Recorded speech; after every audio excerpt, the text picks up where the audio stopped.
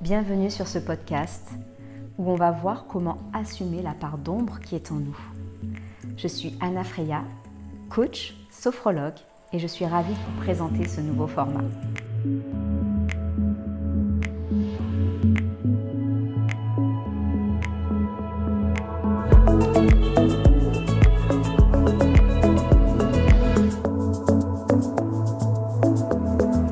Toute mon enfance, on m'a reproché de dire les choses, d'être trop authentique, trop directe, de ne pas être dans cette case de cette fille parfaite dans laquelle on voulait me mettre.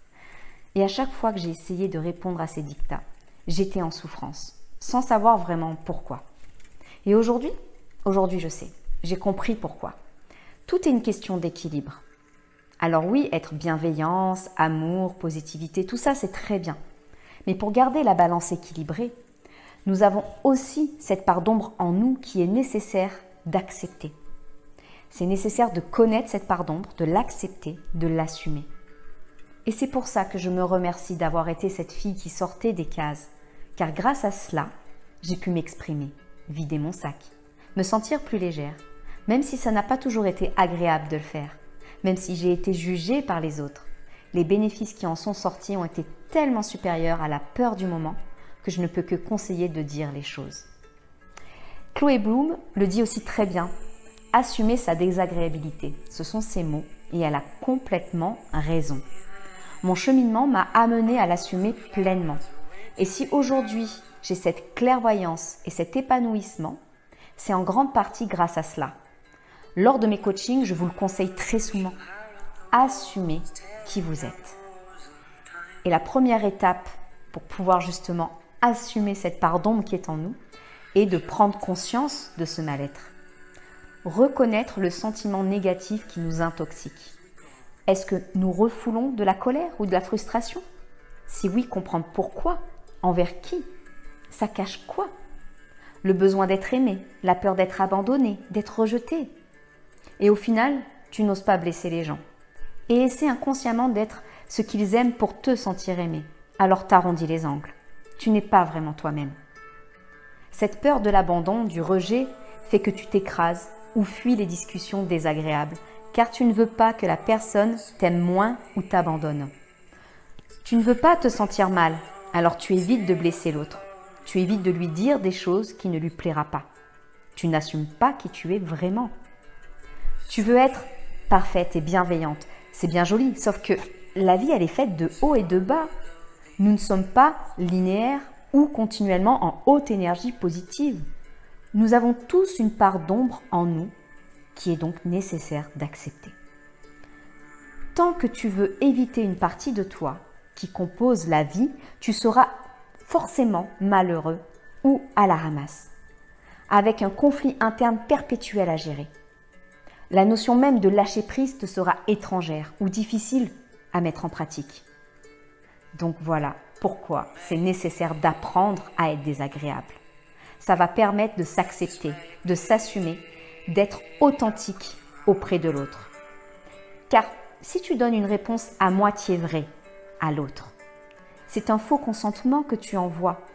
C'est une mauvaise information que tu envoies à ton interlocuteur. Tu fais donc de lui ton bourreau alors qu'il n'a rien demandé. Tu le rends responsable de ton mal-être alors que c'est toi qui as faussé les données dès le départ en n'assumant pas ce que tu es. Car tu n'as pas voulu être désagréable, donc tu n'as pas voulu être la personne qui dit des choses plus haut qu'une autre, tu n'as pas voulu être blessante. Donc tu n'assumes pas ta désagréabilité. Si tu ne montres pas qui tu es vraiment, les personnes vont aimer une image que tu n'es pas. Donc au final, ce n'est pas toi qu'ils aiment. Alors donne-toi l'opportunité d'être dans une relation sincère. Ne sois pas lisse, sois toi, sois vrai, sois désagréable.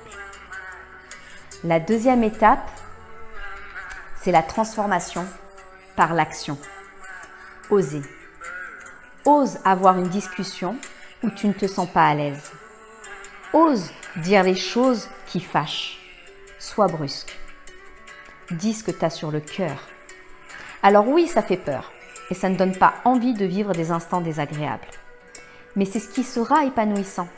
Cela apportera de la légèreté plutôt que de ruminer et d'encaisser.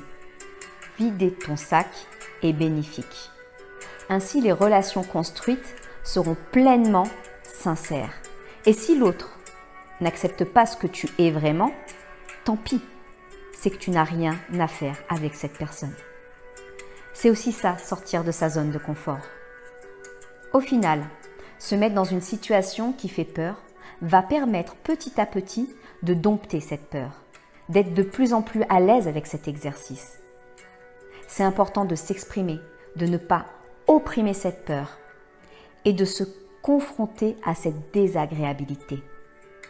C'est de l'entraînement et à la fin tu te sens libérée, plus légère, à la fin tu te sens bien. Si tu devais avoir ce genre de discussion, réfléchis juste une seconde. Quelle est la première personne qui te vient en tête? Commence avec elle.